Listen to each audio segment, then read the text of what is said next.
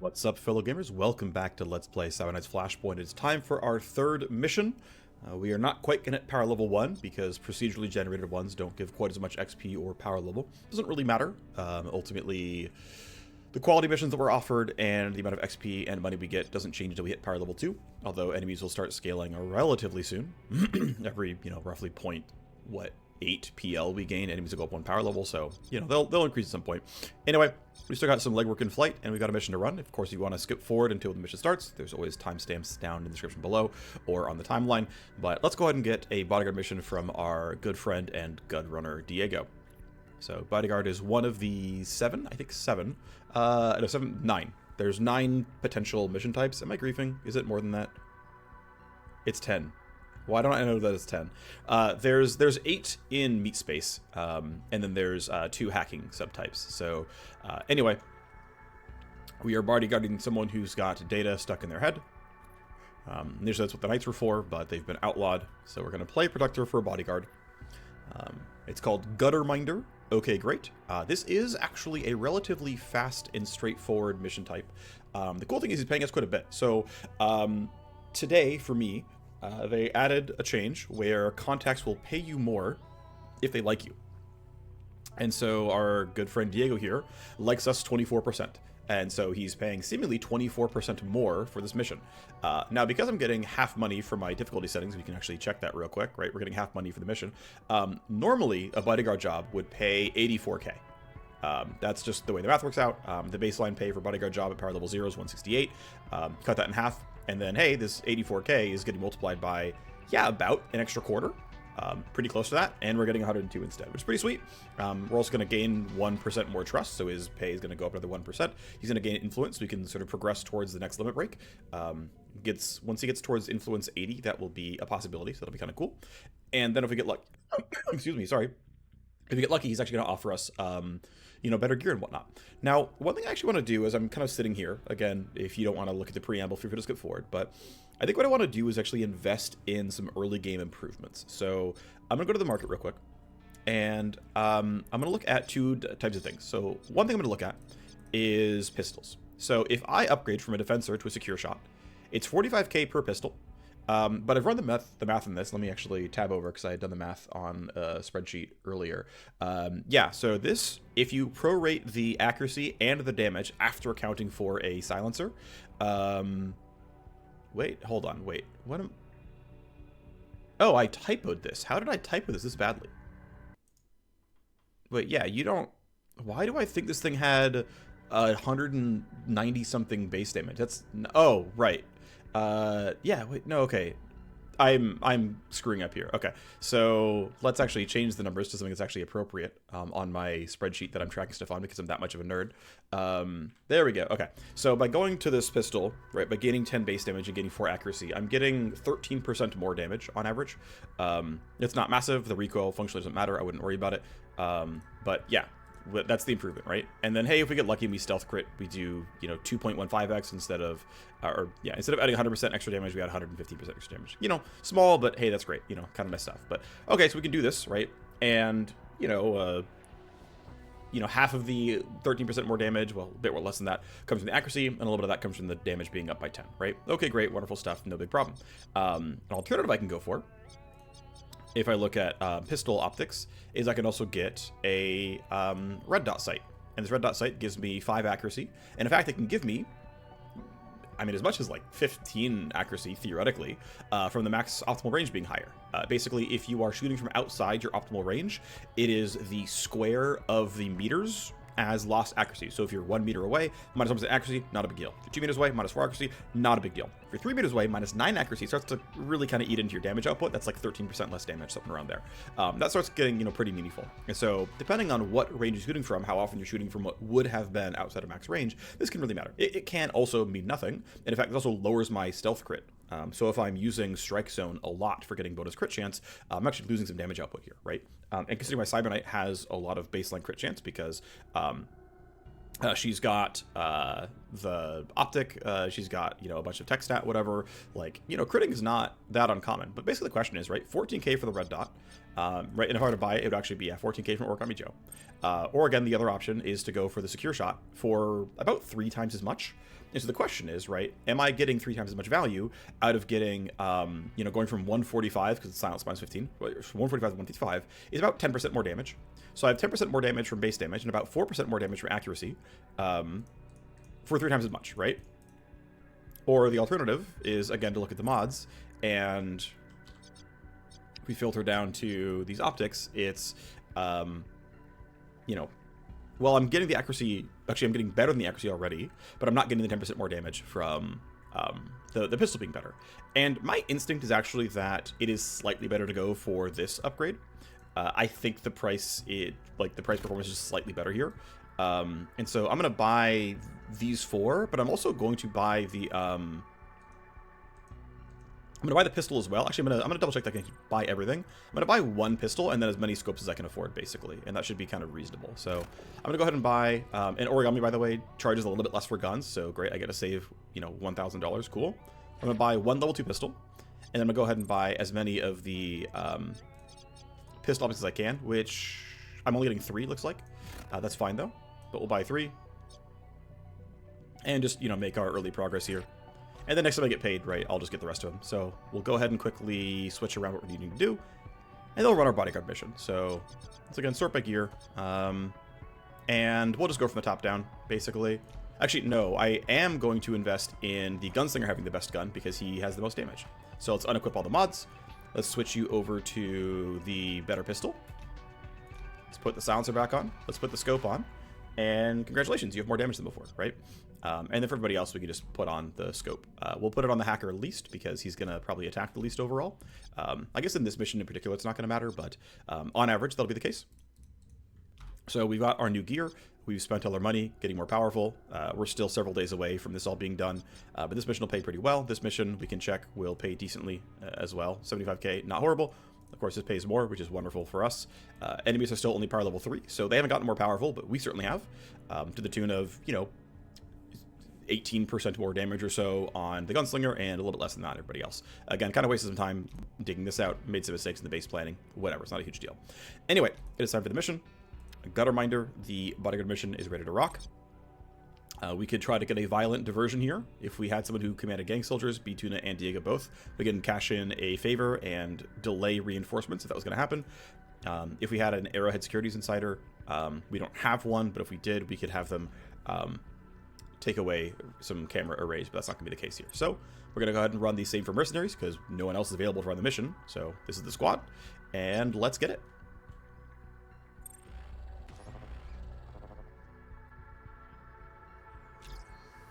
We are on the ground. Kelly is our bodyguard charge for the evening. If she goes down, it'll wipe. Yep, don't get shot. And we've got to deliver her to the extraction point. If she gets injured, it won't cost us, but if she dies, the mission is a failure. All right, so welcome to the map tile set. We've got a couple of new upgraded enemy types. So we've got our a grunt captain here. So you can see that he comes with decent armor and an okay amount of health here. Health starts kind of low on, you know, low power levels, but again, taking 70% less damage is a pretty big deal. We've also got a sniper hold up here. Again, not the absolute tankiest, but honestly reasonably strong overall and in a really awkward spot since there's stairs up but no stairs down. So it'll cost us quite a lot of time to get all the way out. If we complete quickly, we get bonus XP. That's actually quite useful. You want to get all the way across the map, all the way over here. And of course, we have no idea what guards are passed about this point in the map. So, you know, no idea if going left is better, if going right is better. Looking at her kind of reveal radius, it looks like she could probably, right, if she's going to turn, if she's going to turn farther left, she's going to reveal this, which is fine. If she turns right, she's going to reveal that, which is going to make this awkward. So I kind of want to run across, if I can get around this camera. I kind of want to run across and go through this stuff, like knock down these cameras and then kind of hug this truck. And then looks like there's no way in. This fence is, yeah, fully blocked off. But we can go in through here, right, get behind the truck, get through here and get out.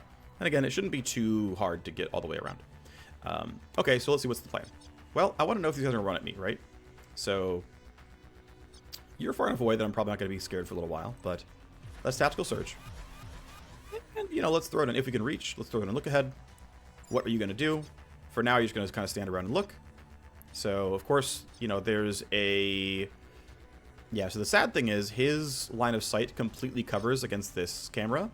And so if I was going to go this way, either he sees me or the camera sees me. And I don't have a good way around that without having some tools to lower his line of sight, which I do not have. I don't have any stealth characters on roster, right? So that makes me want to kind of go this way instead, which I didn't want to initially, but, you know, I might have to. For now, I can wait, though. I can simply delay everybody, put down coordinated charge. The move speed buff goes to 20%, so I can cover a lot more distance. That's going to align with everything else being pretty good here. I'm going to make the call that we're going this way, so I'm going to turn off this camera right now. And then we'll deal with this camera later when I need to. And again, we can just kind of delay everybody and make sure we figure out what the guard's going to do. So they're all done. And so Sniper, what are you doing? You're turning to the right. And yeah, you're blocking everything. So that's really unfortunate. I turned off the camera, but it's kind of useless. He's not doing anything different either. And unfortunately, there's really nowhere we can go without getting revealed somehow. I know I had to turn this camera off, but... And then also you're seeing out this way, so there's nothing that really works great. Now, the one thing I could do is kind of hug this wall here and, you know, not get immediately revealed. Like, I can get, you know, a little far out here. I can get to, you know, there and it's fine. Or I could really dedicate trying to kill this guy, which I don't think is worth it. And so the game is telling me that I can actually run to here safely, and we're still blocking from line of sight. Even though it's not drawing the cone perfectly, and this cone is showing as red, she can't actually see this far up. And so it's seeming like we can get this far, and it's totally fine. And it would be right here where she'd get line of sight. So I can get, you know, pretty far up, and it's not bad. So I'm going to start by doing that. Oh, I screwed up. Yep. I should have run this far forward in one turn. Because even though you can't see me, there was a guard right there that I just neglected to, you know, try to be smart about. That was a mistake, obviously. So now it's time to get this kill. And ideally, I would have been able to wait for one of these guys to throw in a damage debuff. But because I grouped my initiative up this strongly, that's not going to be the case here. So I've got to kind of go for this raw. I've got 5 action points, so it's going to be 3 shots here. And she's got a half-decent pistol because of the scope. Which makes it a little bit nicer, as we can see that even though I'm at almost the very, very edge of my attack range, if I check, yeah, this pistol has a max range of 25. The optimal range has been increased to 20 thanks to the scope. When it would have been 18 because the silencer would have reduced it a little bit. And so, considering that this person is 21 meters away, basically, yeah, it's basically a rounding error, and I'm not outside of max range. Otherwise, I would have had -4 accuracy from the range difference. So, great, we get to shoot from outside of your vision cone. We can see that no one can hear the gun because it's silenced. And so it doesn't matter that you've seen my bodyguard because you're almost dead.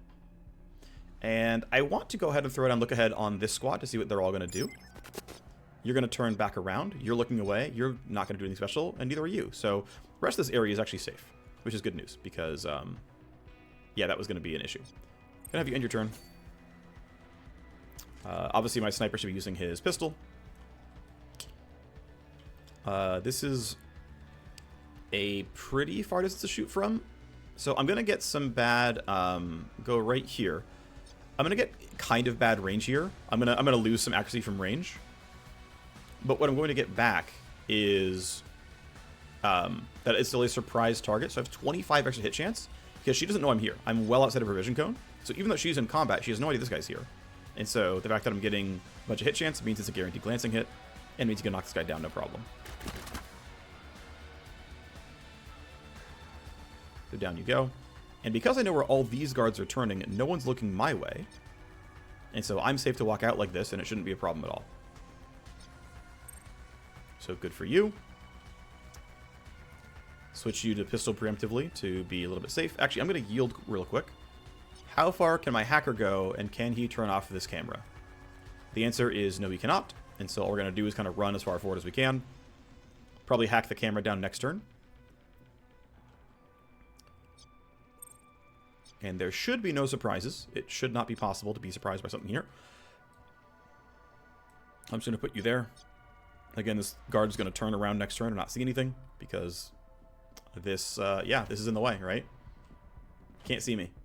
Perfect. Thanks, very large lip of concrete. Or stone.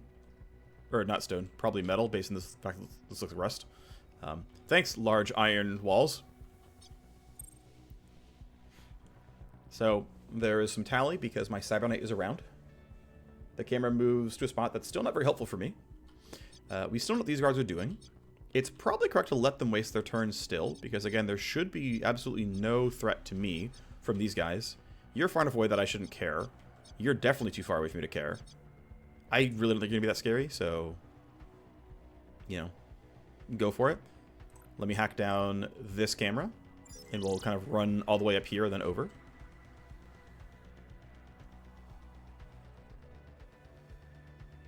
Yep, you're just kind of standing still. You're holding the primary thoroughfare, which makes sense. Obviously, going through the middle would not be very good, so let's not do that. And yeah, I'm going to keep waiting for these two to be done. Unfortunately, actually, okay. Yeah, so he can't actually yield appropriately anymore. Because he's got initiative 10, which means I can't delay. If I go to 0, it would be the end of the turn. So basically, it's like, how much do I care about you and you? And it's not very much. I'm going to start making some forward progress. I'll have to be a little bit cautious because, again, there could be guards farther forward, kind of like the mistake I made with my other guy. Yep, okay, so there's 2 more guards. I don't know how worried I need to be about these guys. I think they are mostly standing still, but I can't guarantee that's always going to be the case. And you have quite the vision cone. Yeah, that's drawing... Well, I don't know what it's doing, actually. Either way, though, I'm going to try to hug this area, and it should be okay. Your initiative is only 14. That should be all right. It isn't. Oh, well. At least most of them are standing still, which is good news. Yeah, you're still standing still in your next turn. You're still standing still in your next turn. And you can't, like, teleport down the wall, so I'm not super afraid yet.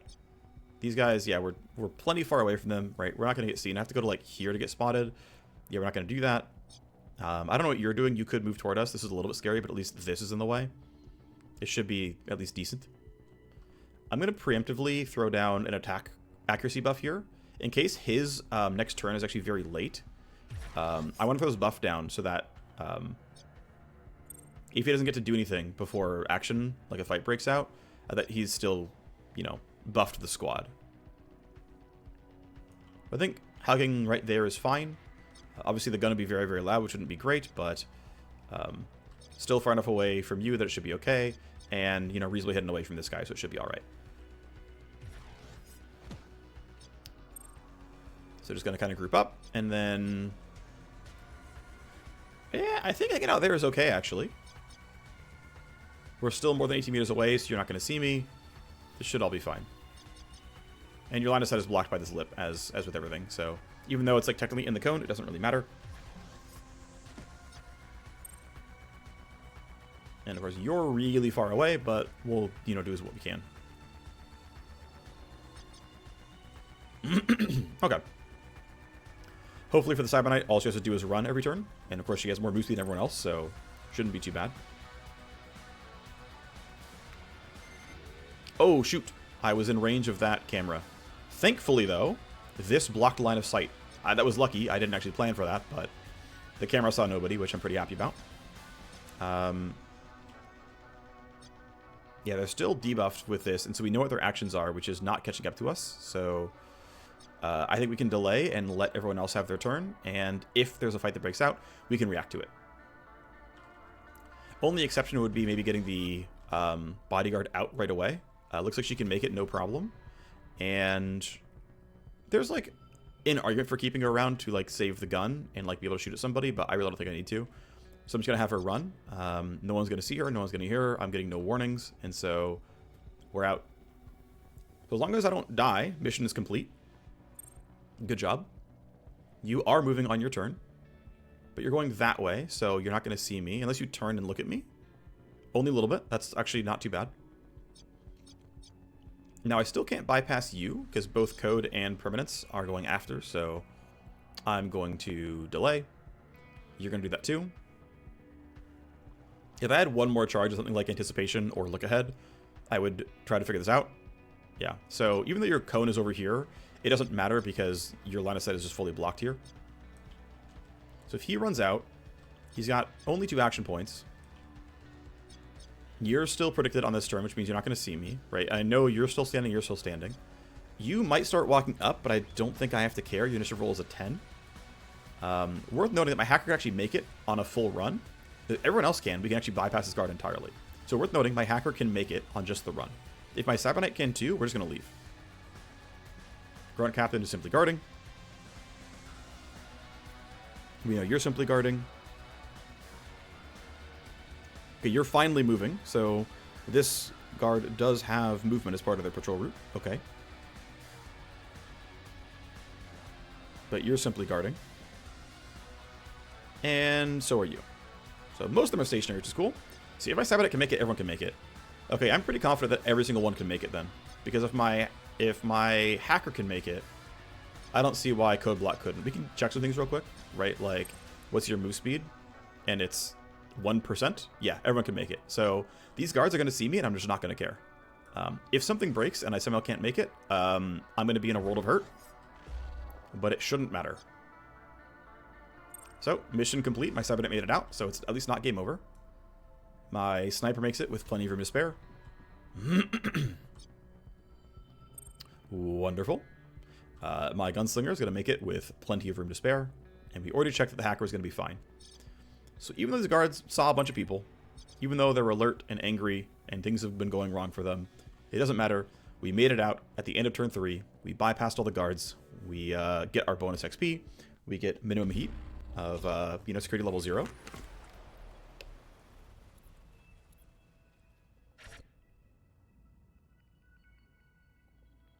We almost got a bonus level, because if one of the other missions we played had bonus XP as a condition, we might have gotten there, but we don't have that. That's fine, though. Of course, we have to pay our mercenaries, so we lose some of the money here. But yeah, by the way, this is always going to be true. Your 7 doesn't take a cut, but the other 5 do. Is what it is. Okay, so we can hope and pretend that we're going to get a new mission offered to us before this is due. That's not going to happen. And so, because I don't want this episode to be only 22 minutes long, we're just going to run Haven Smokeout as part of this episode, because, yeah, just to me that makes sense. Of course, we're already on some other legwork and whatnot. We're looking for a power player so we can start getting submissions from, or offered from Warner Braun. But let's go ahead and do the rest of the training that we want to do. So our gunslinger soldier is ready to train. We go into a soldier tree, and we're just going to finish with getting the recharge rate and the move point. So now we have 50% uptime on +1 move point, which is very, very good. Everyone gets basically 0.5 action points per turn, because, right, 1 move point, 2 turns out of 4, functions the same thing. 20% move speed also quite good. When you can upgrade it again next level, we're going to get that move speed up to 25%, 10% accuracy, all good stuff, very worthwhile, really, really good talent. Going to go for the sniper, and basically the choices are going, well, actually, because it would require 2 points to go here, I'm going to probably mix and match a little bit. And so what I'm going to go for is, I'm going to take recharge rate. I think it's worth it. Recharge rate on JTAC. And then I'm going to take power level on strike zone. And the next time I get 2 AP on the same turn, I'll grab this for JTAC, and then, just keep kind of bouncing back and forth. But ultimately, I don't want to sit here with only 1 AP, or like only 1 talent point, so I want to get this ready. And the next time I have a level that gives me 2 talent points, which I think is actually going to be on level 4, but I'm not 100% sure. Let me get that. And so basically it's recharge rate or power. 4 turns instead of 5 is not bad. Another 10 crit vuln and 5 evasion, also not bad. I'm going to say let's go for kind of as much all-in power as possible. A 10 of crit vuln and evasion. Not sure what's actually correct here, but they're both pretty powerful.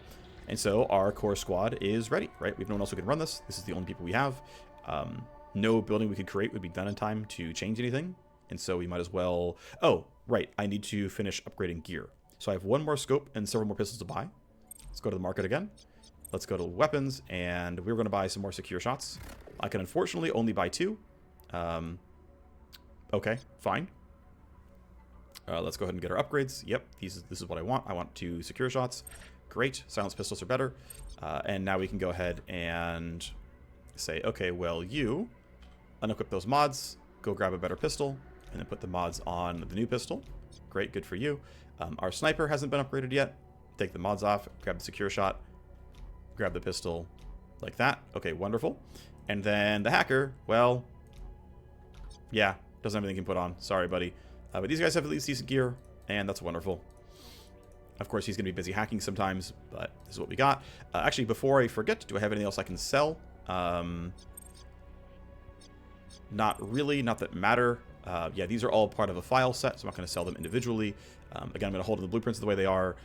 Yeah, nothing else worth selling. Actually, one thing I can do, I forgot.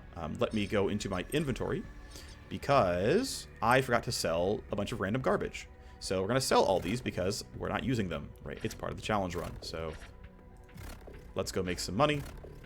Sell the blue juice, sell the cram shot, sell the extra first aid kit, sell the caps, sell that, sell that.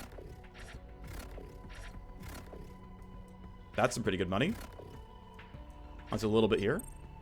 I can sell these extra pistols I'm not using, right? Because I've replaced them already. And so, hey, I get 10k for buying these. And what do the pistols cost? Like, yeah, it's only 45k. So, like, it's 35k to upgrade. That's really not too bad. And so I guess I'll buy my 4th secure shot because it's not that bad. 35k for the upgrade is not horrible. And then we'll, again, buy that last pistol mod now because I can afford it. And so I can get my 4th red dot. And honestly, not bad at all that in time for Haven Smokeout by, you know, selling everything we really can. We're in a pretty decent spot here. So as a comparison point, right, we can... yeah, nothing else to say really, yeah. Just unequip you, equip the secure shot, put on the silencer, put on the optic. And so we've got a whole squad who's got level 2 pistols. Modded up to have, honestly, really solid accuracy. Baseline 79% is pretty good. 155 per shot is reasonable when I have, you know, half-decent stealth crits. The stealth crit, by the way, is balanced out. I get plus 25 for the silencer. I get minus 25 from the red dot. I get minus 2 range from the silencer. I get plus 2 range from the red dot. So really, the entire set of weapon mods, it gives me 5 accuracy and... minus 15 damage and minus 15 noise. The entire setup is just to get minus 15 noise. Obviously, there's a lot of downside to the silencer, but you really do want to be quiet. The noise range being 10 meters is very, very reasonable. Anyway, so we are geared up. At some point, I can go ahead and start buying suppressors for assault rifles as well. I lose 25 damage per shot, and that 25 is flat. It actually counts full auto as well. So if we look at this, we say, oh, okay, yeah, we do 190, so minus 25 is still a pretty solid 165. It's, you know, it's higher than the assault rifle, or it's higher than the pistol. But the full auto goes from 6 shots of 110 to 6 shots of 85, which, to be fair, is still way more damage than the pistol, but it is, you know, 20-something% of the damage gone. Minus 20% damage is a pretty big deal when normally the silencer would be, you know, closer to minus 10%, right? A little bit more than minus 10%, but not by a ton. So yeah, pretty meaningful there. Where if you're going to silence an assault rifle, like, you are losing a lot of its, you know, potential, like, really high upside, and you've got to kind of consider that. Even for this assault rifle, right, it's still 120. Baseline is 200. If you use it for, like, single target, it's, you know, not too bad. It's not too bad of a drop, but, yeah, something to consider. Anyway, preamble out of the way. It is time for our sort of second, like, major story mission in terms of Haven Smokeout. So it'll probably be a relatively long episode because this is a relatively involved mission, but it is what it is. So we could pay some early money and have the ability to turn off a bunch of cameras. We could delay the dead enemies noticed so we can slow down death timers, body timers. We can delay reinforcements if we wanted to. Right, we could pay Octave, we could pay Potato. But ultimately, I'm fine without running the legwork. Yeah, we'll have the money for it, but at the end of the day, I think it's going to be fine the way it is. Here is the core squad. And at some point, we'll start getting upgraded primary gear, but I'm using mostly pistols for now, and they've been pretty effective for me, so I'm going to keep doing that. Ready to start the mission. Welcome to Haven Smokeout. The hideout's just ahead. We have some guards, of course. They're actually relatively upgraded. Whistlers are, you know, kind of tier 1.5 guards. And in there is going to be the drop box that we're looking for. And somewhere in the base is going to be a wire ghost that we want to kill. So we want to move quickly and quietly. And we don't want the wire ghosts to leave, because they could leave. And of course we want to get as close as we can. So This mission does have slightly random spawns. These can be Whistlers, which are a little bit scarier than basic guards. But the basic street warriors are sometimes the spawn, sometimes the Whistlers. Whistlers do more damage. They can bleed you, which is a little scary. There's a guard over here. This guard can spawn here, or he can spawn here. If he spawns here, his patrol puts him like right here and can block you. So you gotta be kind of careful about your positioning. This camera can be annoying. This person's overall whole demeanor can be annoying. So you can see, like, if I wanted to run, then there's two entrances, by the way, right? I can run up here, and that means I have to turn off a laser, or I have to turn off a camera. I probably have to turn off this motion field sensor as well. But then I could kind of sneak in, try to get through, around here, and get into this area and try to find out, where stuff is. Here's a matrix host we can use to turn off some of the cameras. So, like, there is value going from this side, because if we go to the host right away, the upside of that is that we can then use that to kill this camera. We can use it to knock down this motion sensor. We can use it to knock down a laser gate, which is, I guess we can just press H and actually look. Yeah, there's the camera. There's the laser gate. There's the motion sensor. Here's a different camera that we also kind of care about. Right, we can run around on this side. We don't get a matrix host, but we also get a much more like sneaky entrance where you've got like this guard to kind of sneak away from, but otherwise it's kind of chill, right? So two options here. Also worth noting, by the way, you can get through right here. If there's no rebar attached, you can get over this wall, so we can theoretically go all the way around here, right? This guy wouldn't see, this guy wouldn't see, this guy wouldn't hear, and use that to get quite far away and not get spotted out. So anyway, we've used our first buff. I'm going to, let's see, if I do a delay, no, if I do a yield, let's do a yield. Yeah, if I do a yield into a yield, we can throw down coordinated charge for 20 move speed and 1 move point, and we can get really, really, really far, which is quite nice. And what I want to do, actually, so almost every single time I play this mission, I run this way, but I'm going to try the alternate route because I just haven't done it since, I think, my first time playing this mission, way back when I first started playing the game several months ago. And so I want to kind of try the alternate approach just because I'm kind of curious what it feels like. I believe I didn't run a hacker the first time, so I didn't have this like host to turn off devices, and I want to see what that kind of feels like.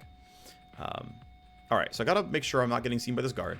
I'm going to assume, based on positioning, that he's going to simply turn back and forth and, just look this way, look this way, look this way. And so I can get here, and it should be fine. Obviously not that exact route, but I think that should work. So we'll start by going here. Right, and I'm, far enough away that they don't hear my footsteps. Okay, if I get a little bit closer, they do, so I gotta be careful. Footstep noise is 10 meters. This is like right at the edge of footstep noise. I'm gonna put you here. Great. We get a little bit of info, and we see, oh, here's the wire ghost. The wire ghost is unsurprisingly right by the hacking station. There's a sniper posted up over here. There's another regular street grunt right over here. That's fine. Let's get the hacker moving forward. Put him there. That's a good start.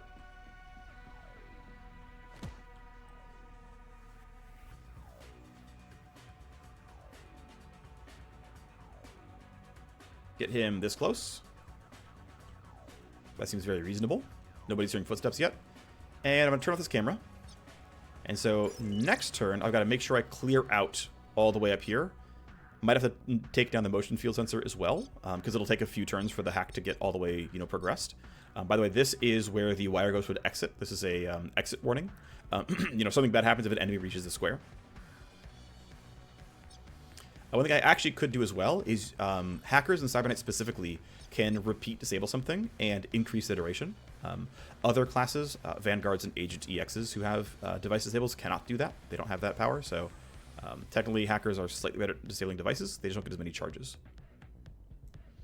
Alright. Don't want to default to being on a assault or sniper rifle. Let's run the whole squad forward, because again, we know what the guards are doing, right? We know where they're standing, we know where they're going.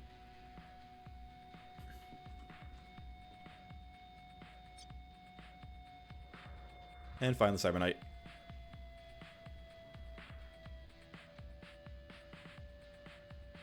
Start by going there. And then find the rest of it. So far, so good. Plenty of AP left because we have a lot of move speed. So we can all hide in the alcove. Right, we're hiding from the camera, we're hiding from this guard. Should be totally fine. Gonna hide from this guard. If he turns around, I'm gonna be really upset, but that shouldn't happen. I don't know why they would possibly path that way. Alright, your turn. Yep, standing still.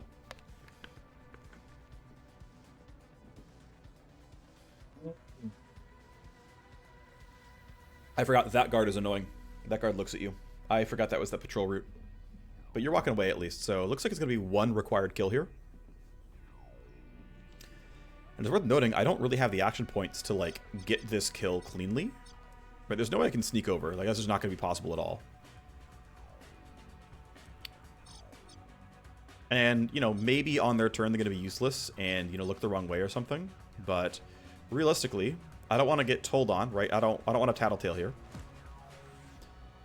And, I mean, okay, I'm going to go ahead and use Marker Sights because I want to get this accuracy debuff down.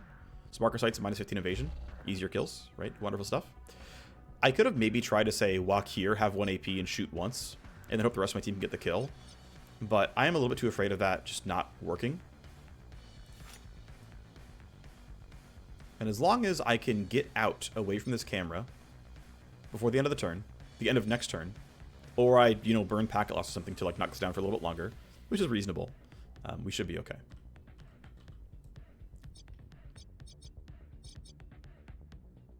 Let's just run the team forward. Of course, you're crouching, so you're fine. You can go ahead and just end your turn the way it is. Actually, you know what I'm going to do? I'm going to go ahead and throw down my first... So here's the thing. This is a 4-turn cooldown. So I want to kind of consider when and where do I want to use my first big accuracy damage buff. Now, 10 accuracy, 10 crit chance is not amazing. It is not the biggest thing ever. Strike Zone is doing more for me with, you know, 30 crit, 20 accuracy, and 10 armor. So I think, you know, throwing it down somewhere like this, which says I can shoot from where I am, and as I progress forward to, like, here, I can knock down you, I can knock down you, I can knock down you. It seems reasonably, you know, functional. Seems reasonably usable. So that'll probably be how I play this out in actual practice. Like, yeah, if I want to shoot, I could, but that's not going to be the play here. And then, because ultimately I'm between things as it is, I'm going to go ahead and start my security scramble cooldown early and just, you know, extend this disable. So now it's disabled for the next 3 turns. Part of the reason I did that is I had action points to spare anyway. I get to start the cooldown early, which is useful. And for funsies, why not throw down my first version of... Actually, I don't really care. I'm just going to wait for you to have your turn anyway. I guess not. I think I will do this. I do want to do some predictions, so I want to know what... Because I can't reach you.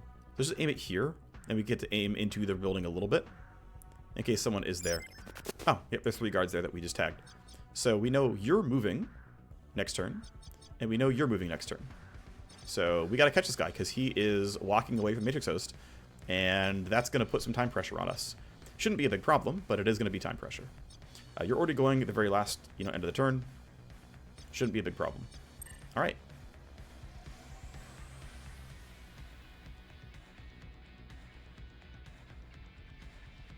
So the question basically is, when do we want to run out here and shoot people? Because our entire team is going before you at 13, before you at 11, and before you at 6. And I want to be careful to not let this guy get all the way out. So, like, if we start really hostilities, like, he's only going to get here, we can lower his initiative and make sure we can kill him during turn, what, 3? Also, letting you walk closer, I'm not sure if that's a positive or a negative. I'm not sure if that's good for me. I feel like we can just let these guys act. I don't really see why we wouldn't just let them make our jobs easier, because also keep in mind, we don't have line of sight until we get all the way up to here. Whereas if they run this way, it's actually not that different, right? Getting to here for line of sight versus getting to, like, here for line of sight. Actually, it's a little bit farther. It's, like, probably up to here. It's kind of the same, honestly. But I think let's go ahead and let the guards have their turn. In case something goes wrong, we get a little more information. I think it's reasonable.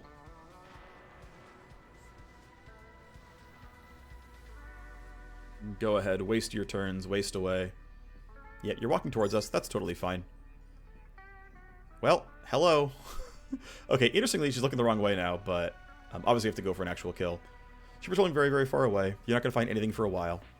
We know these guards don't look backwards either, so until the corpse timer runs out, there's actually not going to be any problems. She's patrolling away. You're not going to see or hear anything. That's good. Sniper's next. You're just looking back and forth. Yes, indeed. Okay. Well, we can't really wait for the wire ghost here, so best we can do is just kind of go for shots here. And yeah, I'm inside optimal range, which is going to hurt my chance to hit a little bit, but there's not much better to do here, so we just got to go for the shots. Shot 1, shot 2. And because my accuracy is looking so good already from being close by, having all the buffs and debuffs, I'm actually going to break out of this quickly. And I'm going to walk all the way up to here. Actually, ooh, so remember how we had, we used look ahead and it actually popped on some guys over here? There are some guards in this that just haven't been revealed by us walking forward enough. And so if I walk up to here, I'm pretty sure I make noise and get spotted. I don't want that. So I want to go somewhere where I'm confident to not get heard. Of course, this guy can hear footsteps, which I'm a little bit afraid of. And I can't really yield effectively. So if I go to here, I get the shot, and that's fine.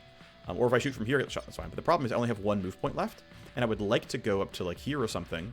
That's exactly 10 meters. Yeah, I don't have the space for it. I'm just going to have to shoot like this. I'll get the kill. That's cool. But I'm only going to have one move point to move with, and that means I'm not going to get... I'm not going to get, as far forward as I would want to. Thankfully, again, he's not going to turn around. There's no reason for the guys to know anything, but technically it's, a little annoying. I'm going to hide behind this wall in case he sees me on the walk out. I think this would have been probably safe, but this is barely slower, so let's just do it. Alright. You're done. Wire Ghost is going to make... Oh, he's not going yet. Okay. That's fine. A little surprising, but whatever. And so we're going to go for hostilities this turn. You are turning back next turn, but your initiative's at 12, so I'm not too worried about that. Now, one thing I want to do, actually, is yield. And let my hacker go, because I need him to clear out the security device. So I'm going to start you here. I'm going to have you turn this off. And of note, actually, if this guy were to die, I could start hacking right away on this turn. And so I ideally actually want to yield all the way back again and see if my Cyberknight can grab this kill. Because if she can, and do it from, like, yeah, around here, basically. Mid-range is still going to be a bit of an issue, but it's fine. As long as we can go ahead of this guy. We try to claim this kill right away.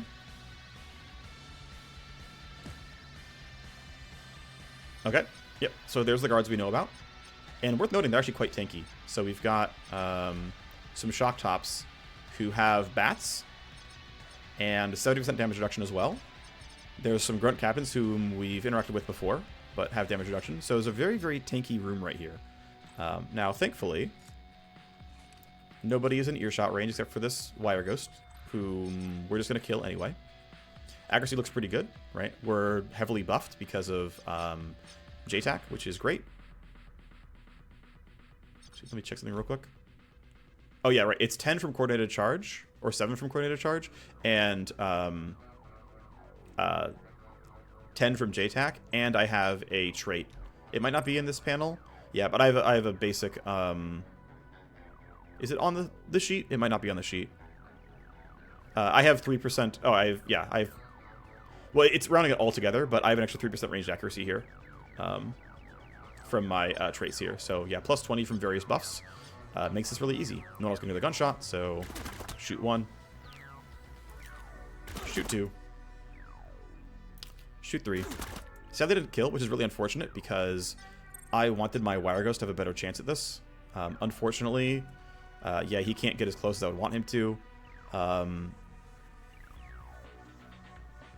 Yeah, sadly, because I can't have him delay any further, best I can do is get exactly this close. It's probably not going to be enough.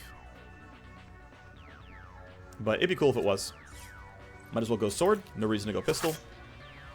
The Wire Ghost is down, and that is a secondary objective complete. Gotta get the drop box as well. Now, can I hack? Yes. Thankfully, I was close enough. But I still had to waste 2 action points, which is too bad. So I only have 29 AP for this turn. Here's the Matrix Host. We will look for security devices to kill. because getting rid of this camera and these laser gates would be useful. Taking this down for more turns also would be kind of nice. We load our programs. And yeah, so we've got an active ice. Plus tally every turn. You're annoying. Move forward. This doesn't do anything. It's a network endpoint. They will eventually hook into some kind of mechanic, but for now, it's not. This is just a dead node, basically. Connection use must be removed. We go down here. We expect there to be traps on a node like this, so we're going to move forward. And this is a very annoying one. When you take any action, unload programs. As long as I deception you at the very start, this won't do anything. But, you know, could be scary. So, that's your turn for now. Next turn, you can do more. 1 sec, getting some water.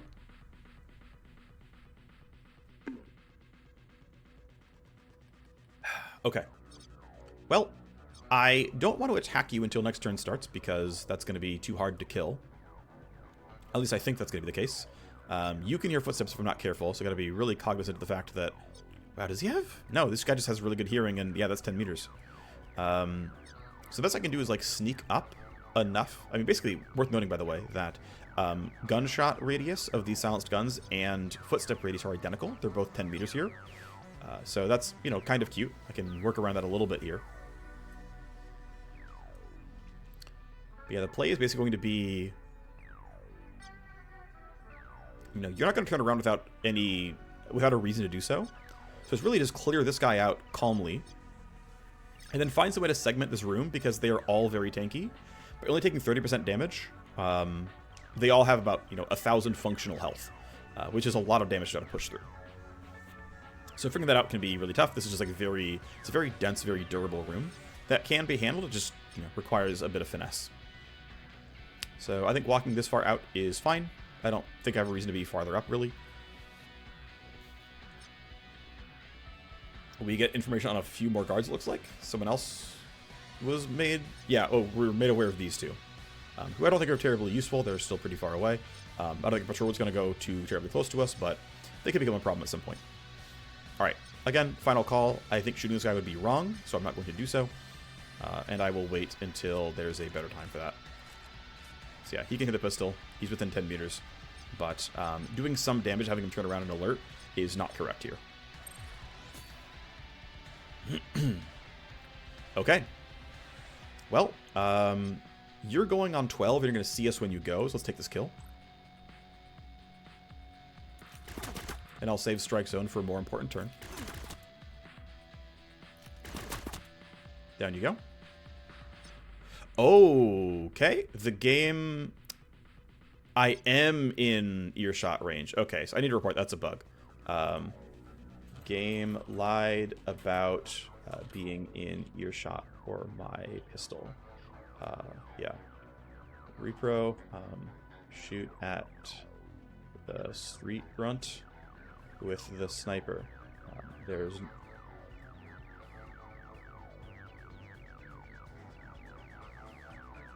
Yeah, so that's unfortunate that, you know, maybe it's a rounding error or something else, but yeah, he's clearly within 10 meters. I didn't check because I trusted this display, but that wasn't accurate, so, okay. You know, it seems like, you know, small decimals don't get counted. It's worth noting, by the way, that 1, 2, 3, 4, I think he will just barely not have the AP to get me, because enemies have 6 action points, and melee strikes cost 2, and so this, hopefully, and I have no way of actually getting around this anymore, this hopefully is not, in a 2-meter melee attack range. I think that's not 2 meters. I think that's actually closer to 3. But, yeah, he's going to go investigate the pistol shot, which, incidentally, ends up being a really positive thing for me, because he's now going to make himself killable, which is a really positive thing. In fact, what I might want to do... Ooh, no, I can't. Until your next turn, use a single-shot weapon as an Overwatch. Yeah, so this pistol does not count as a single-shot weapon. It, specifically the... firing mode here, as you can check, is semi-auto, which means it is not eligible for using Deathwatch, which means what I probably should have done was multi-class him as Soldier for regular Overwatch, and actually no, Deathwatch is on the left-hand side. It's actually on the way to JTAC Strike Zone. I learned this no matter what happens, so I just want to shoot a really, really loud sniper rifle and hope a short-range sniper rifle shot lands. Like, I could do this, right? If I do that, I'm guaranteed a glancing hit, and actually means I'm guaranteed to stun him, but based on counting the pips here, thank you, look ahead. I shouldn't need that. But if I really needed this, if I was like really afraid, I could make a Deathwatch cone like this. He'd guarantee land it, and he would stun him. He would end his turn. But I don't need it. I shouldn't need it. So it should be okay. And at that point, one thing I want to consider is, you know, I could consider overwatching him from, you know, here and being like, as soon as you come around this corner, we're going to stop you in your place. But I really don't think I need to. I think we're actually allowed to let this guy run forward, and we'll be okay. If he gets hit, it sucks. He won't die. He'll be injured. He'll be wounded. He'll be stressed. But he should be okay. So I'm going to place that bet. And I guess we'll see what happens. Not end turn. It's delay. We're going to delay here. Let's be smart. And again, the other guards know nothing, right? They're just going to do their normal patrol routes of looking back and forth. You're going to investigate. There you go. Spending some action points. All right. You see an intruder. You're going to run up, and you should be out of AP. Yep. I counted correctly. Alrighty. Well, you're clearly the only guy who can hear this. And unfortunately, we do not have good sources of armor shred here. So the assault rifle is really loud. It would take a lot, you know, we could shoot a whole bunch. It would do a decent amount of damage. And it would take a while to kill this guy. Well, we're going to reload. We're going to shoot 3 times. I'm thankfully, you know, heavily buffed. We have a ton of crit chance, which is great. So I can deal 1.5x, actually 1.75x, thanks to my implant here. And it's just going to be, like, slowly wearing him down, you know, a few shots at a time. Thankfully, crits make it a lot easier, because, again, the crit chance is very, very high. So we'll probably get him, right? We're expected to crit more than half the time. So, you know, he's down below half. That's good. You still know nothing. So even though we made, you know, a mistake / a bug, whatever, right? Our stealth slipped up and a guy is investigating us. It turns out that we got to drag him somewhere useless and take him out, which I'm happy about. So, deception you, scan for the trap. If you download a file, steal AP, gotta disarm you as well. Okay, down that goes. Reload scan. What's nearby? Well, I'm going to go for this right now because I want to disable security devices so I can make forward moves.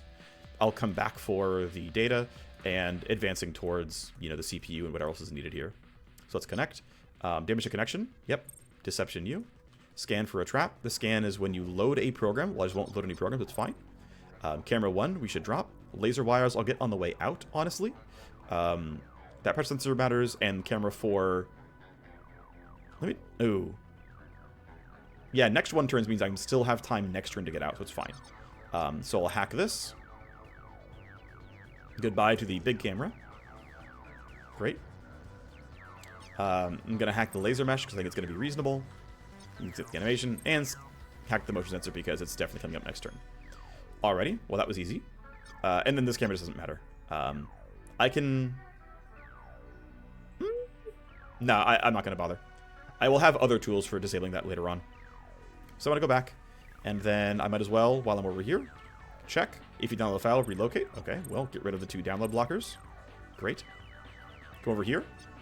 Minus or plus 4 AP to everything you do. Okay, very annoying. Here's some more passive ice. I'll just stand here. Doesn't really matter. Plus AP costs everything. Whatever, I'll just disable it. And then we'll load the next round of programs. And CPU is probably going to be right here. We'll see if this is downloads. We'll see if this is downloads. But we'll figure it out next turn. But so far, turn 2 was totally reasonable in the Matrix. Turn 1 was a decent start as well. No major complaints. This guard still knows nothing. Now, worth noting, this body timer. This body has technically been discovered. You know what? I should have turned this camera off. It's going to see... Wait, why do we... Oh, right, he's not dead yet. Of course. Yeah. My actually is so high that I don't need to care about the... like focused fire debuff, and I can just do it like that.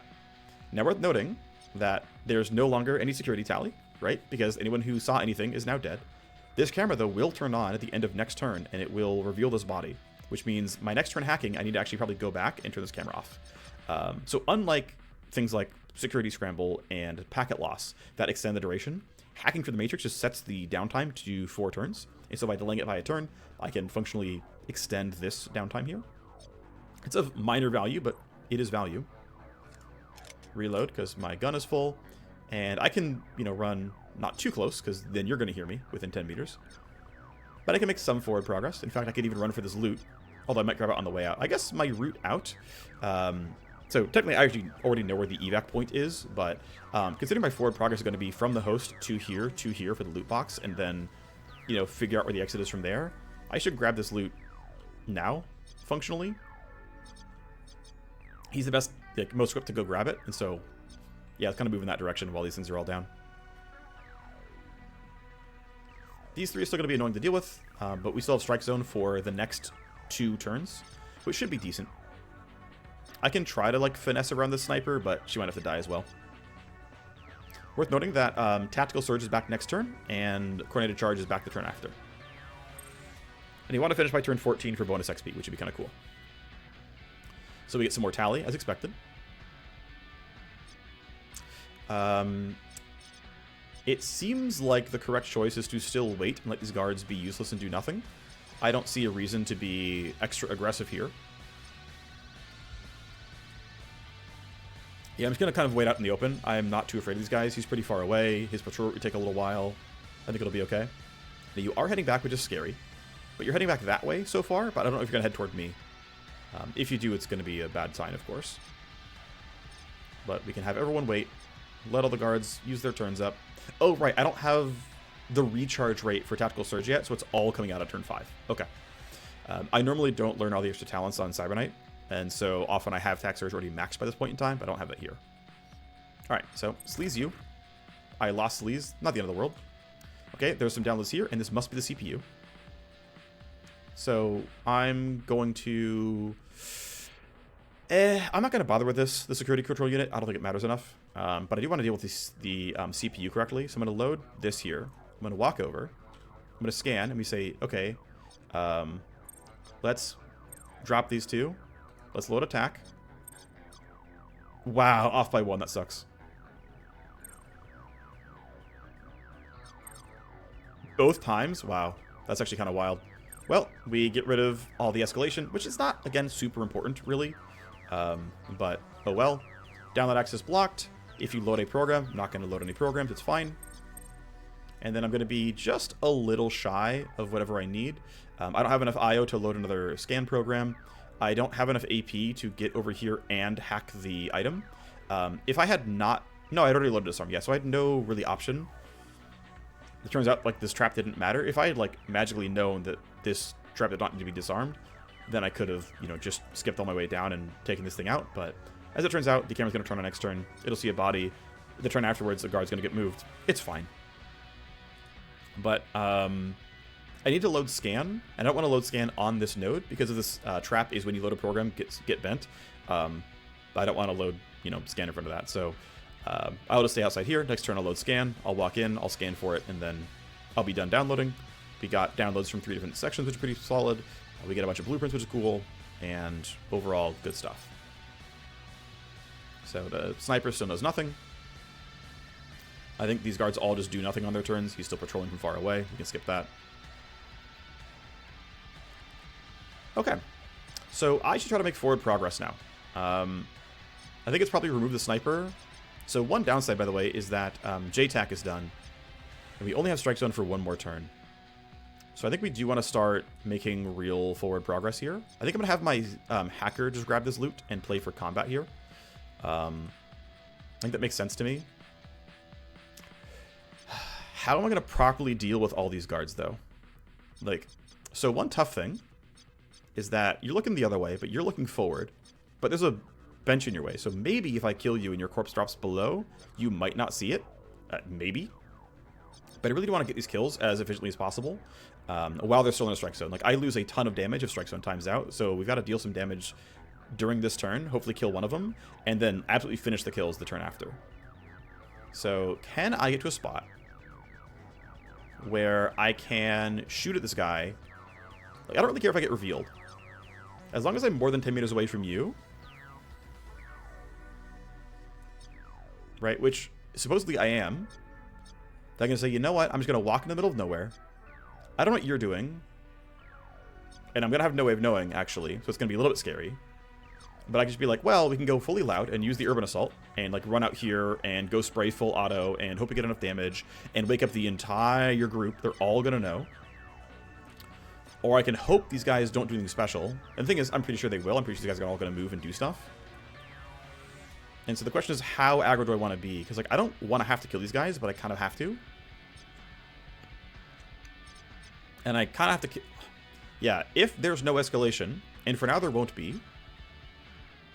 Yeah, that body timer times out in 2 turns still, but this camera's going to see it very, very soon.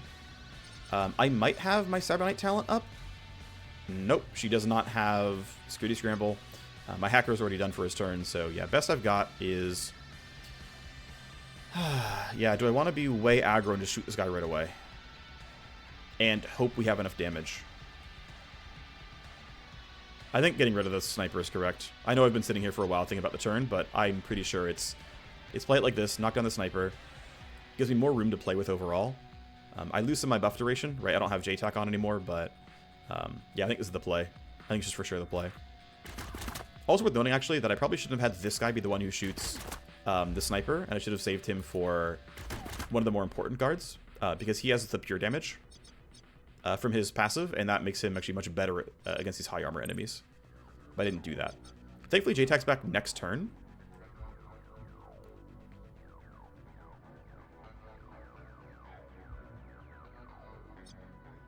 Okay, so I can do something like this. So one problem, by the way, is so I can sneak by this and it's fine because he's not going to see me for very long, and it'll be totally reasonable. In fact, I can stand all the way up here, which gives me high ground, which actually makes even better, which is, I think, very clearly the right choice. So yeah, I'm going to run by him. He'll see me for only a quarter second. That won't matter. Yep. Oh, I forgot about your vision cone. Thankfully, I'm still past that as well. But yeah, you're going to chill like this. Next turn, you're going to throw down JTAC. There'll still be in strike zone for exactly one more turn, and we're going to try to go kind of ballistic here. I think shooting is incorrect here. I think alerting him is not wise. There's no way we kill him on time.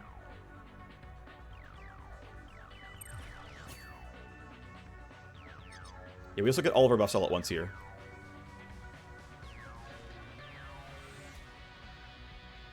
I'm going to be a little bit more cautious and play like this.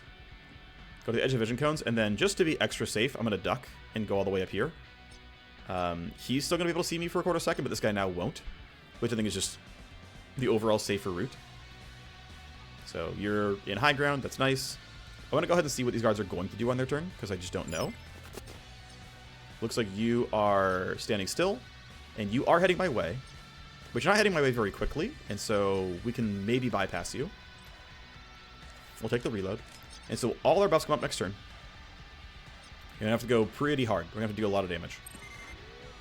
Okay, we get our first security escalation. It's turning on some landmines. We can see one's up here, one's down here.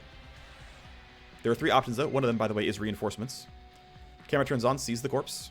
So now it's actually officially, known. They know where the corpse is now. We know that you're not doing anything. You guys haven't for several turns. We know you're walking a little bit forward, but we can skip you for a little while. Because you're just not going to, what's your 18-meter vision range? It's going to be, like, right around here, actually. So, maybe Raze can sneak in.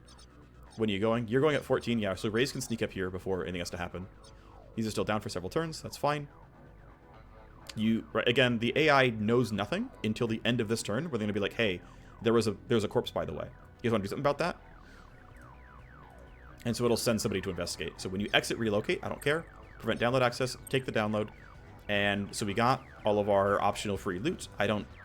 you know what? I'm going to go ahead and re-disable all these devices. Because we are going to have to care about this. And I think the timer is going to matter. So I'm going to, waste some Matrix AP. But I want these things to be down for as long as possible. So that they don't do anything to me. It doesn't cost me very much, right? It's 20 Matrix AP to get here. It was like, 6 to 8 Matrix AP to get down this way. I'm still going to have 4 AP left in beat space. It's totally fine.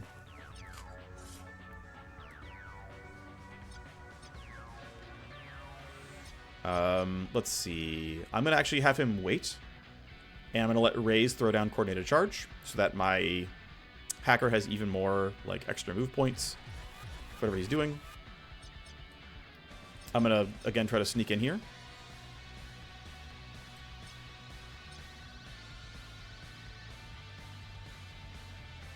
So I go to here. I have line of sight on all 3. Should be fast enough that I don't get fully revealed, right? This should still... Wait, that's in vision? I forgot. Okay, well, that's a problem. Thankfully, most of my team is all going back to back. Thankfully,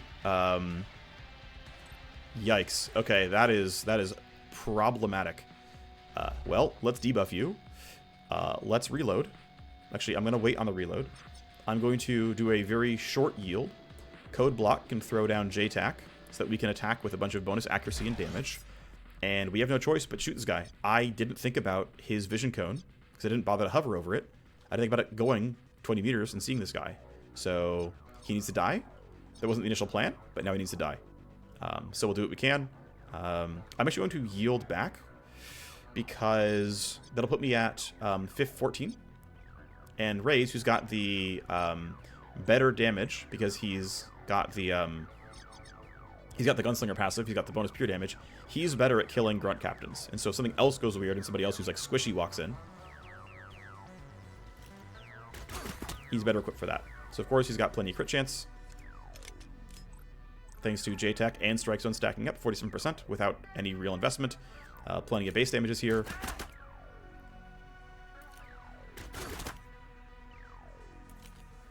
And they get him with just one magazine, or just one turn worth of action points. And thankfully, because he's behind the wall, they technically don't see his body. Yeah, you might think that's weird. I understand if you do. Oh, nope, he sees the corpse. Okay, just kidding. It updated. He's like, wait a second, there's a corpse here. He's going to tell the AI about that at the end of the turn. Let's see, do I want to focus the rest of these guys down? Probably. Does it matter which one I shoot for? 362 and 63. 319 and 63, so he's slightly easier to kill. However, this guy is going to see a corpse if I'm not careful. I probably should just yield and make sure these guards aren't doing anything too scary. Unless I think I'm... Actually, yeah, you've already had your turn. And you're going on 11. I think just killing you is correct, actually. Actually, no. If he does nothing, I want to... Well, yeah, if we kill him, he's for sure sees the corpse. And he's not doing anything for sure, so like we should just kill the Shock Top. I think there's no reason not to kill the Shock Top in case his turn... I mean, we know he's not going to do anything, but like... Again, if we kill this guy, he's going to see the corpse, so this guy has to die no matter what happens. So let's just go. It's not great damage till we crit. We still crit half the time. I say that not critting a single time. How bad is recoil? Minus 17. No, I have 100% chance. 20 from the evasion, 79 here. Yeah, 17 from buffs overall. We can just take the reload here. And then I'll have 99. Yeah. I guess I could theoretically glance, but that's really unlikely. Yeah, instead we crit. Do I want to use move points for anything? Not really. I don't think I have a reason to use move points. I'm happy with where I'm standing right now. So Cybernite actually needs to move a little bit. She actually doesn't have clean line of sight here. So I'm going to move here. It gets me seen, so I'm not going to have surprise target anymore. So I'm not going to get stealth crits, but I can't do anything about that. So again, it's you that we're shooting. I've got plenty of shots. We're not using something stupid like my assault rifle. So high quality armor, but you're dead. Oops. I don't think shooting him is correct. We can't kill him in 2 action points. I think taking some steps forward is not really that necessary either, since... Yeah, I think we're just going to reload. We're going to end our turn. Unfortunately, this camera saw a corpse and this guy saw a corpse. We're going to get some escalation. And I can't do anything about that. It is what it is. So, of course, now we can't get into this room without you seeing us. So it's probably another kill required here, which is fine. And we're still on turn 5, right? We have until turn 14 to, like, complete the entire thing. So I'm not too worried about this. Put you there. Let's just not walk over a landmine, ideally. I think that seems like a positive. Get some crafting materials, not a huge deal. I can't go too far forward or he'll see me.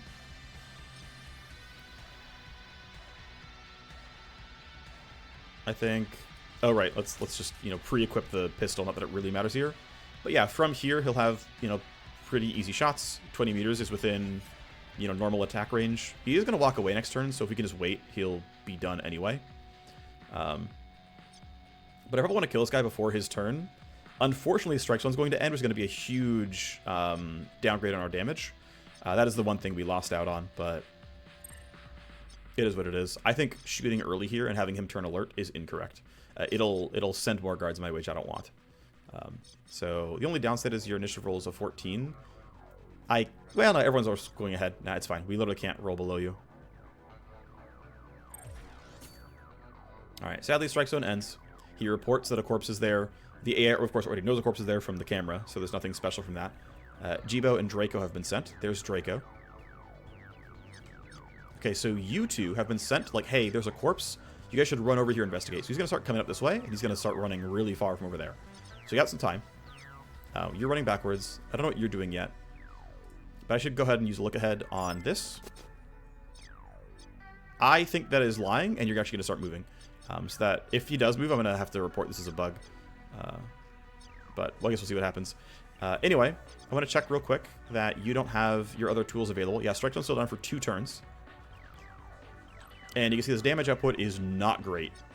We get some accuracy from high ground. We get a bunch of accuracy from everything else. I get to go for at least a stealth crit, but this is going to be a bit of a grind killing him.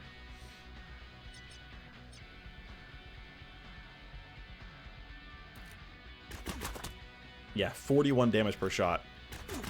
It's not great, but it's what we've got. I'm actually going to do one extra thing here, which is actually going to lower your initiative. Or I could boost my hackers. No. I need this guy to move and get out of the way, and then this guy to still be in the same place, so I have to lower him. By doing that, this guy will get out of the way, and if we can like slide in around like initiative 8 or whatever, which is looking really likely, then our hacker can run and use his sword, which is going to be more efficient here. So still good hit chance. Again, slow going, but I don't have much else to do.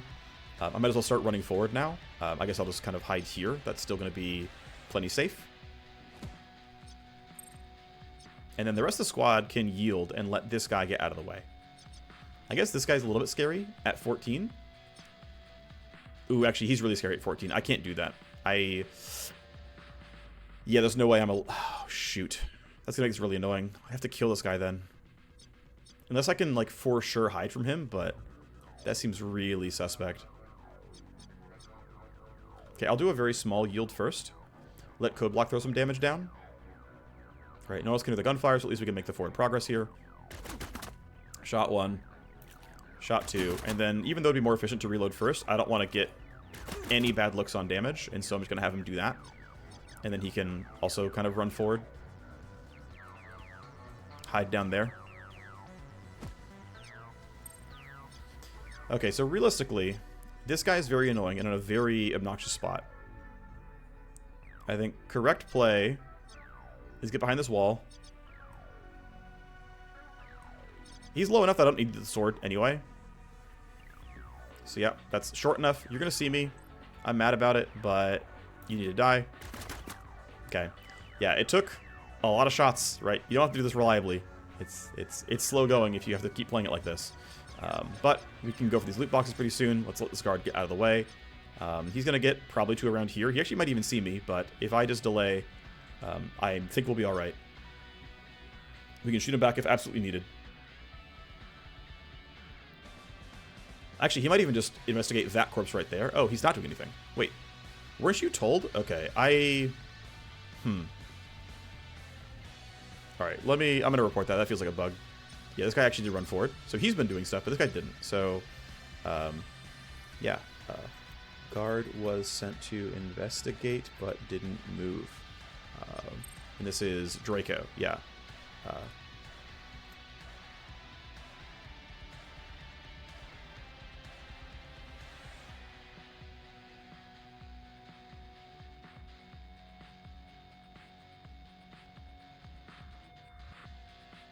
Alright.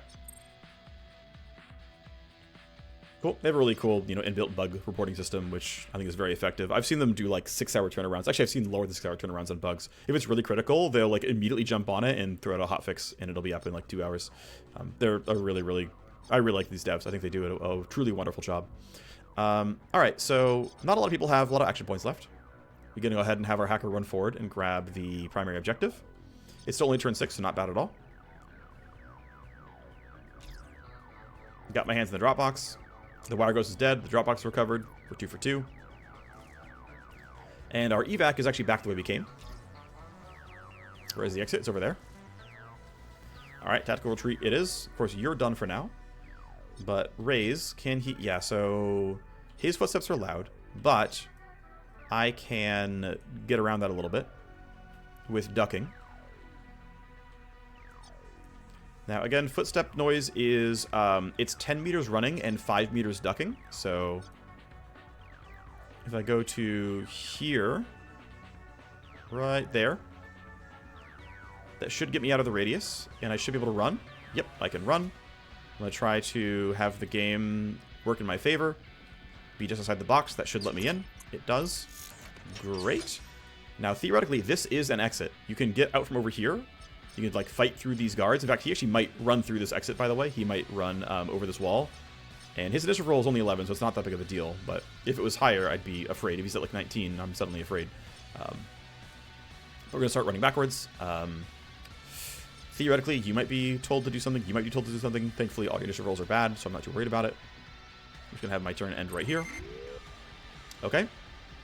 Yep, 3 guards are missing. Body timers ran out, and so the AI has armed some more mines, and they've dispatched basically every guard on the map.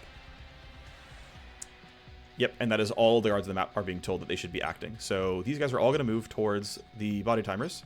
Now, these are not terribly important, but this kill and this kill, no, just, I guess, this one is what's going to be investigated here. And I am in a bit of a predicament where I am a little bit surrounded.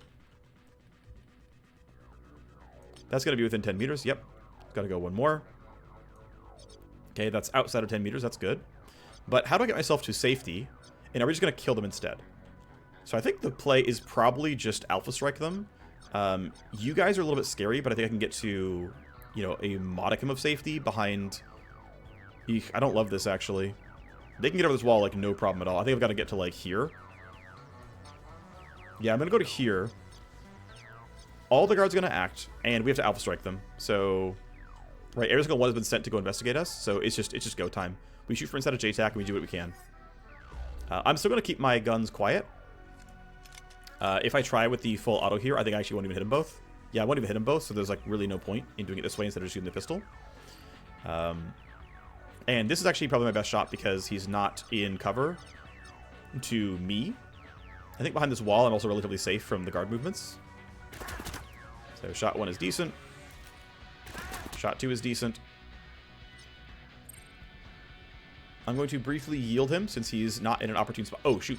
Okay, thankfully you're far away, but I did just yield behind a guard. That mattered. So I've got to reload you. Unfortunately, I only have 3 shots then. Right, I can only go down to about 3 AP, so I'm going to go to here. I have a clean shot, or at least a clean enough shot. Okay, not ideal. Please hit this one. Okay. Missing one is actually pretty rough there. So unfortunately, I have limited shots on this guy as well, so I am going to need my hacker to help. Preemptive reload seems reasonable, so I have to reload in the middle. And then again, it's sort of like, well, let's try to go to a spot where this table's not in the way.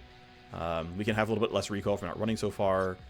This should block most lines of sight. I'm not too worried about these guys just yet.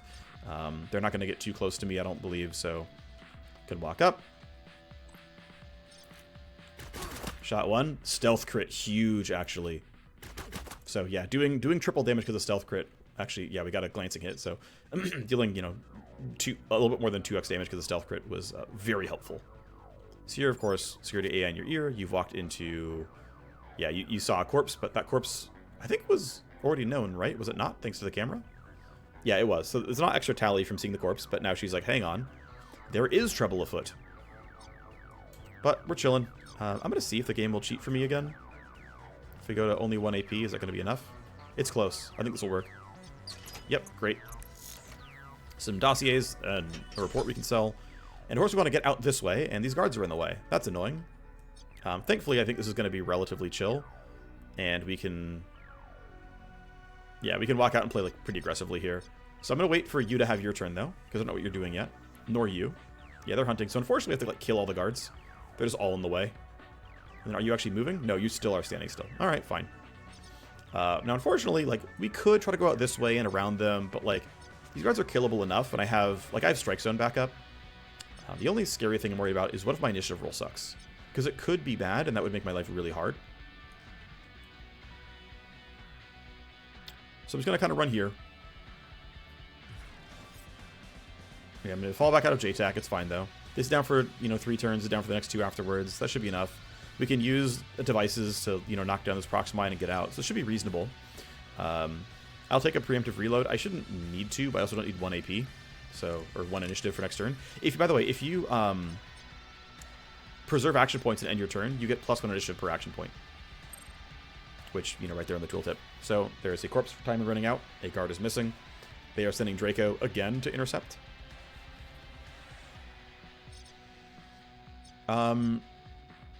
The question is, do I want to go first or not? You know, how far are they going to go on their turn, and will it actually threaten me?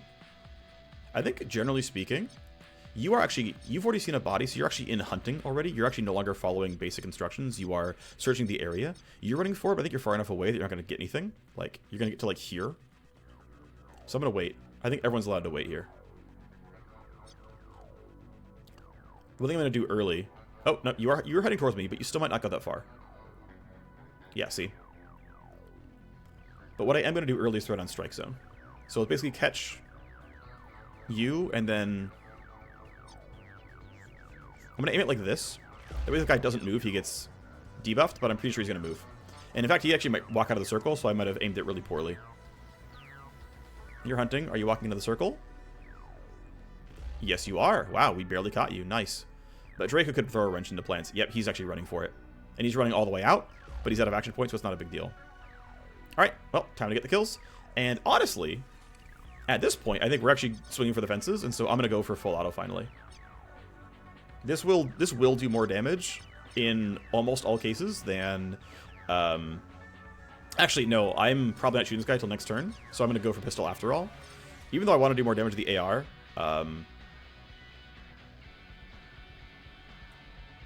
this is better because I don't want to wake him up. I don't want him to create security tally. So I'm going to aim at you because you're not inside of minimum optimal range. You're also inside of strike zone, which is helpful. I love crit chance. It's great. I get 2 of them in a row. Well, hi. Hello. You actually didn't see me, which is hilarious. Gotcha. I probably should have used battery there and done some bonus damage, but he's down. Yeah, I have to get over to here to jump the fence. I don't have to go for this kill right away, but I probably just will. I had no reason to wake him up early and create extra tally, so I'm not going to bother, you know, being too aggressive, but I'll walk up to the fence. Throw to marker sights, because why not? When we shoot him, we'll have more accuracy. Wonderful stuff. And then similar for the sniper, we'll just kind of... I can't be quite as hidden here, but whatever. This is a fine spot to stand for now. Alright, well, we'll clearly be done by the end of turn 14. That's not going to be a problem. We are going to keep generating a lot of escalation every turn, because these corpses are going to start timing out, right? This is going to time out, this is going to time out. That's +4 right there. This has already been discovered. This is going to time out in 4 turns. This is going to time out... No, that's one. 4 turns and 3 turns. I think those are... Yeah, you're going to time out in 2 turns, right? So, you know, if we take too long, these are also going to create tally, and it's going to, you know, make an escalation. That's going to trigger heat. I don't want any of that.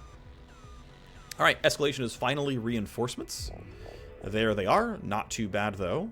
We've got another shock top and a grunt captain, and we are thankfully very, very far away. So I don't have to care. All right, well, it's time to go for some kills. I'm going to once again hit Tactical Surge, and then yield, and then hit Coordinated Charge to get kind of maximum gains here. And realistically, we could probably all make a run for it. The difficulty is going to be getting the right people to have a turn. I think this will work. Okay. So what I'm going to try to do is... Because he can make it no sweat, right? So I'm going to yield. I'm going to yield again. So that Permanence goes. And then Permanence probably has enough. Yeah, this is actually no sweat. So I'm going to have Permanence run to... Actually, are you in range already? No. Okay. So I'm going to have you run to... Looks like this. There we go. Spend 2 AP getting to here, right? 2 action points. You get spotted. I don't care that you get spotted. I'm going to turn off this mine. And then my entire team is going to run past this guy, because killing him is not useful at all. And every single one of us is going next in initiative, and we're just all going to evac. And so I can skip a guard. Does not matter that he sees me, much like the Bodyguard mission, doesn't matter that he sees me. And yeah, we like for sure have enough movement to get there. And that is the joys of Tactical Surge plus Coordinated Charge, is you cover a lot of distance out of nowhere. You print 4 action points, right? 3 from Tac Surge and 1 from Coordinated Charge. And those action points all have 20% bonus move speed. And so instead of having 6 AP, I have 10. And that 10 AP moves me like I have 12. And so I kind of get a full extra turn if that turn is just movement. And obviously I had a little bit more than I needed, but I basically get to skip a turn, fully bypass the enemies, and take the evac. When I would have had to fight him, I would have gotten less far, right? Because we would have gotten this far, we have to kill him. Because we have to kill him, it costs a lot of AP. Because we cost a lot of AP, we probably don't get all the way to the extract on the next turn. And so it takes 2 turns, or 3 turns instead of 1. Because we get to bypass him and not have to deal damage. Plenty long episode, I'll end it relatively soon here. But ghouls, goons, never knew it hit them. We've got the drop box. Yeah, they were able to crack the Q endpoint, but it would have been a matter of time. Yeah, a Cybernite can move an endpoint. Right, yeah. Those dropboxes aren't safe. Cybernites are like, in the lore of this game, like basically huge quantum encryption engines.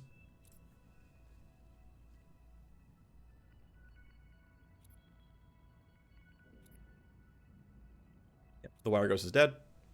Ghoul and his squad know nothing. Yep, we were good at the Og Clinic. We're good here. We earned favors for the optional objective, which is cool. So we can use favors to try to cash in for stuff. There's a few places you can spend them. One more heist, and we clear the 2 million debt, which is pretty sweet.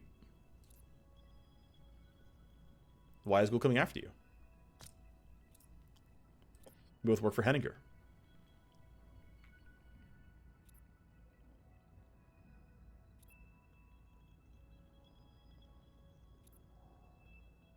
All right, well, let's plan the next heist then. It's hidden under an abandoned skyrise construction project. Lightly guarded because it's camouflage. Push the repayment back by a month, and loophole heist is ready to be planned, and the entire squad levels up. Thank you for the 100 XP. Beautiful stuff. Yeah, 2 favors for getting it quickly, and I think we got, what, was it extra pay? Yeah, it was extra pay for killing the Wire Ghost. So we get a little bit from the loot boxes, not a ton, but it's something. We get some crafting materials, we get part of a file set, we get a dazzle that we can sell for like 1k, we get some accounts, we get some files, all fun stuff here. All right, so that part's good. I'm not going to bother advancing my timeline during this episode. I think next episode we'll start with some base management really briefly, as well as everything else.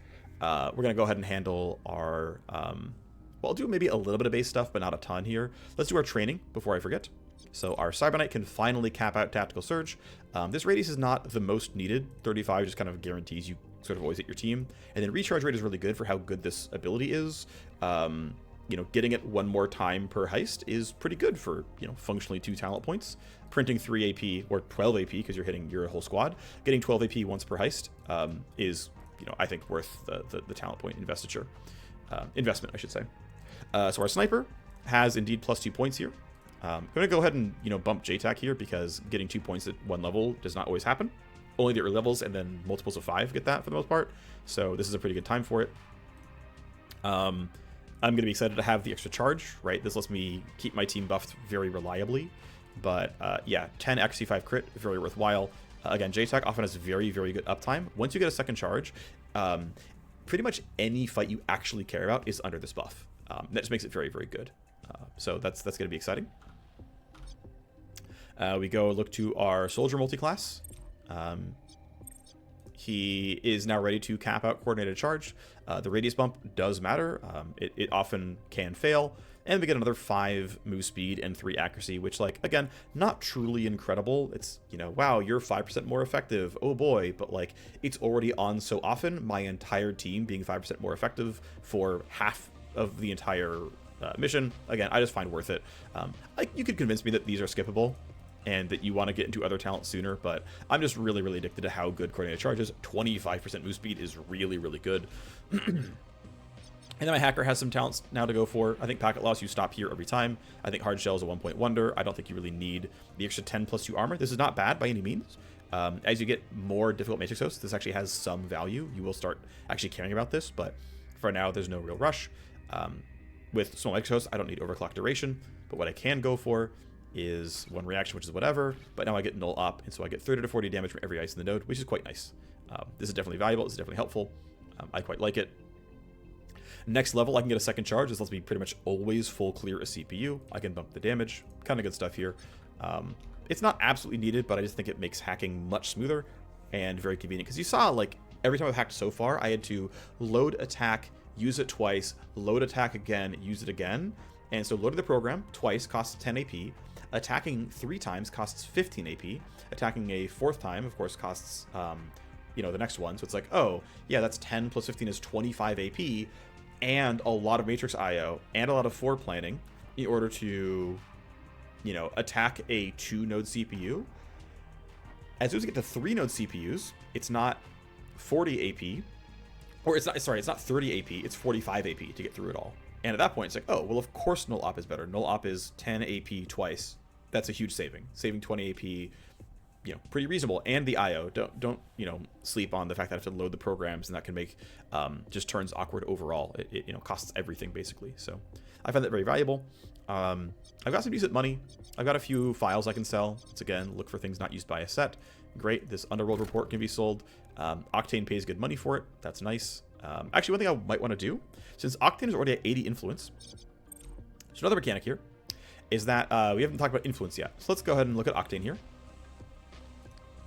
So because her influence is at 80, she can now get a influence limit break. Every 6 days, a contact will get a limit break. As of 2 days ago, it is first in, first out. And so if we sort by influence and we hide people who are not friendly to me, we can see that Octane is the only one who's ready. Potato is next. Origami Joe not far behind. Diego not far behind. So great. You know, we've got some people almost ready for the limit breaks, but they're not ready just yet. But Octane, right, with her 80 influence, is going to get a limit break. And so what she can do, well, she can't get any new powers here, right? It's not going to buy anything new. So all she can really do is basically upgrade Power Hungry, which will, you know, buy files for more, right? From plus 10% to a little bit more. Or maybe she upgrade a Syndicate merch, which will make her buy accounts for a bit more, which, you know, would be kind of nice. You know, increase her payments, all that kind of stuff. You know, fun things, right? So, you know, what if we wait for limit break? Maybe she'll pay more for files and I can still make more money. And so selling this file and like, well, what if you upgrade your thing? Sure, let's do that, right? Ultimately, I'm never going to craft items, so I can just sell this. She's the only person who will buy these from me. And so, you know, I'm glad I made a new Ultra Tech researcher friend because she will buy item blueprints. She's the only person in my entire roster who will buy item blueprints. So thank you for the $2,000. Here's some accounts. Mongrel just clearly pays more for them. So let's just go here. This one is a bit smaller. No one's going to really pay more than 4K here. I don't think it's particularly close. We'll sell to Potato because he's our boy. This is kind of all the money we really... Actually, no, we have more than we can do, right? We can look at the inventory. We can sell the last small pistol. I forgot. We can sell his last, you know, little small pistol here. And then, of course, we're going to sell this Dazzler that we picked up because, of course... And then we've got a bunch of spare revolvers if we need it. If we need to go for a loud mission, we can take all our pistols, take them from the basic pistols they were, use these big revolvers instead. They'll do more damage. Wonderful stuff. Okay, so we've got some money, which means as our stuff gets done, we can start digging out more rooms and getting more powerful. And it turns out that, you know, we are making some half-decent money. Maybe we are going to start digging these out and looking for it. So we'll do a little bit of forward progress. Nano Scrubber is done. Great. We have another task we have open for ourselves. We've now got a... new merc available. So actually I forgot to save. I guess it won't really matter, but I'll save here all the same. It's actually too late. This guy's already been rolled. Theoretically you could save scum this. And this usually comes in before before Haven Smokeout is offered. Your first allied mercenary is offered to you just before that deadline happens. Let's see if we got lucky here. No, this is probably one of the worst options you could go for. Actually, no, it's not the worst. There's one that's worse. So there's, I think, 3 or 4 possible traits you can have. this is, you know, strength and HP. There's one where he has more melee damage. There's one where he has better pistol accuracy, which I think is the best one, personally. But hey, someone will say, hey, I've got a friend. Do you want to hire a new friend? You want a new mercenary here? We used to run together. We used to run together in Los Zagales. So you have to find someone who, you know, worked at Los Z. And so you look at their backgrounds, look at their traits. Emir, right? Worked for Los Zagales. Taka didn't. Jonas didn't. Mirage didn't. Ilyana didn't. So he's actually the only one who could possibly offer this mercenary. But yeah, here is a like scripted mercenary on offer. If you have a Los Zagales origin person on your team, say, hey, we used to run together. Now there are other mercenaries you could choose who are from LZ. There's only one hacker in the game right now, or sorry, one hacker starter in this game right now, so he's always there as a fallback, but theoretically in a world where there's more contacts, this guy might not be on offer if nobody in your squad is from LZ, and you never hire anyone from LZ, and so it never like triggers the storyline, right? There's a different person as well who, there's basically two early game mercenaries on offer. There's a soldier, there's also a Vanguard. Ultimately, right, RNG, we roll the soldier, okay, fine. Anyway, yeah, plus strength, plus HP. He's got, what I really like is this plus 5% ballistic damage is pretty solid. This makes him really good. In fact, if you're not running his gunslinger with 10% ballistic pure damage upgrade, which is like a strictly better version of plus ballistic damage, it is better in, I think, literally all cases it could possibly be. And he's got some pistol accuracy, which is kind of nice. It's like, well, if you're running one of the other starting soldiers, I think Ripley's actually better than the other starting soldiers, especially if you get the pistol accuracy trait here. It's not guaranteed, but it's possible. Then you're like really happy with it because, you know, 5% more damage is just kind of nice. The stat allocation is kind of whatever. Strength is not great for ranged characters. Will, I think, is not very useful if you're not getting shot at, but hey, whatever. Anyway, yeah, at some point we can recruit him, and we have to make the convo happen in 15 days. I think for now I'm going to wait. I'm not going to run that convo because I want to run missions that pay me before then, right? I want to run this mission and get paid and get all this fun stuff going on, or like get my base set up before he takes a cut, because, you know, why let him take a cut, right? So this is going to be upgrading power supply. Once that power supply is done, we can build the command HQ. That'd be pretty sweet. I actually do want to upgrade my nano scrubber relatively soon, because what I want to build, we can kind of show you here. What I want to build is a field ops center, so I can start getting legwork for I can start getting leverages on missions, which is really nice, but it requires 6 nano scrubbing. And upgrading the command HQ, unfortunately, also requires 6 nano scrubbing. And I've only got 10 here, which means I cannot build both. And so what I could maybe do is like, oh, let me just build my field ops and like delay the other thing. That is not entirely unreasonable. Even though I've been kind of between it, and I was like kind of moving that direction, but it's like actually going for early field ops, again, not unreasonable. And so I can go like top level field ops. I can dig this out. And in that spot, I could build an underworld hub, which I think is very good. I recommend this. I think it's a very, very good building. I think what I would ultimately do is go for early field ops here. I'm going to, you know, bump cryogenic cooling to level 2 and, you know, build that out. I think when this is done in 12 hours, I'm actually going to... I mean, I'm really tempted to build this nano scrubber, though, right? It's 2 days for power, 4 days for the actual upgrade, and then I can get, you know, more cool buildings on the top level. It's a real consideration here. I don't know. I am debating. I think ultimately I'm going to stop recording here. I'm going to do some more thought on what I want to build out next, what I want to, you know, upgrade for next. And once that's done, we'll know the answer. And next episode will start with a little bit of base digging, and then, yeah, moving forward. So I will see you next time. Take care. Bye-bye.